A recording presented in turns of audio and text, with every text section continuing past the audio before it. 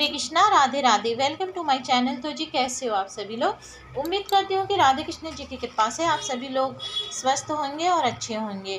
तो जी आज की वीडियो में हम जानेंगे श्रीमद् भगवद गीता के 7वें अध्याय का महात्म्य, जो कि पितृपक्ष में हमें ये अध्याय का पाठ जरूर करना चाहिए, जिससे कि हमारे पितरों की आत्मा को शांति मिलती है और मोक्ष मिलता है।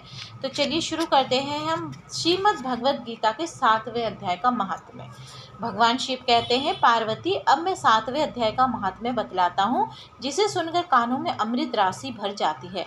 पाटलिपुत्र नामक एक दुर्गम नगर है, जिसका गोपुर द्वार बहुत ही ऊंचा है। उस नगर में सणंकुकरण नामक एक ब्राह्मण रहता था। उसने वैश्य वृत्ति का आश्रय लेकर बहुत धन कमाया, किंतु ना तो कभी पितरों का तर्पण किया और ना ही देवताओं का पूजन ही। वे धनोपार्जन में तत्पर होकर राजा को ही भोज दिया करता था। एक समय की बात है, उस ब्राह्मण ने अपना चौथा विवाह करने के लिए पुत्रों और बंधुओं के साथ यात्रा की। मार्ग में आधी रात के समय जब वे सो रहा था, एक सर्प ने कहीं से आकर उसकी बाह में काट लिया। उसके काटते ही ऐसी अवस्था होगी कि मणि मंत्र और औषधि आदि से भी उसके शरीर की रक्षा असाध्य जान पड़ी।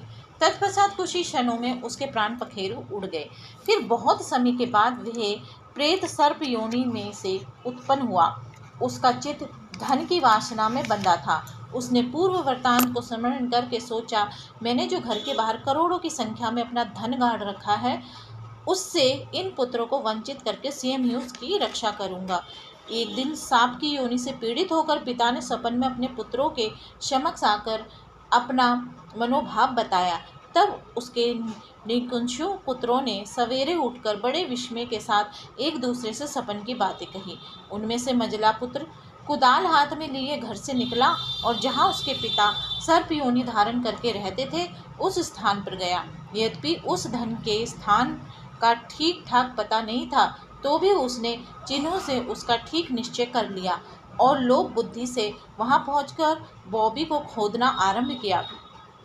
तब उस बॉबी से बड़ा भयानक सांप प्रकट हुआ और बोला, ओ मूढ़, तू कौन है, किस लिए आया है, क्यों बिल खोद रहा था, अथवा किसने तुझे भेजा है, ये सारी बातें मेरे सामने बता। पुत्र बोला, मैं आपका पुत्र हूँ, मेरा नाम शिव है।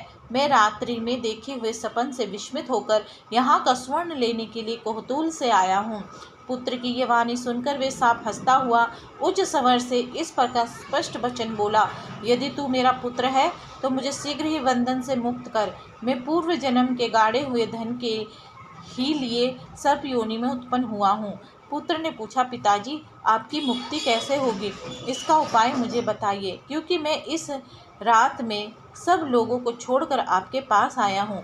पिता ने कहा, बेटा, गीता के अमृत में 7वें अध्याय को छोड़कर मुझे मुक्त करने में तीर्थ, दान, तप और यज्ञ भी सर्वदा समर्थ नहीं है। केवल गीता का 7वां अध्याय ही प्राणियों के जरा, मृत्यु आदि दुखों को दूर करने वाला है। पुत्र, मेरे श्राद्ध के दिन 7वें अध्याय का पाठ करने वाले ब्राह्मण को श्रद्धापूर्वक भोजन कराओ, इससे निसंदेह मेरी मुक्ति हो जाएगी। बस अपनी शक्ति के अनुसार पूर्ण श्रद्धा के साथ वेद विद्या में प्रवीण अन्य ब्राह्मणों को भी भोजन कराना।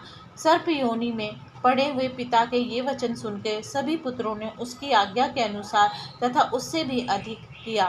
तब सणंकुकर्ण ने अपने सर्प शरीर को त्याग कर दिव्य देह धारण किया और सारा धन पुत्रों के अधीन कर दिया। पिता ने करोड़ों की संख्या में जो धन बांट कर दिया था, उसमें से सदाचारी पुत्र बहुत प्रसन्न हुए।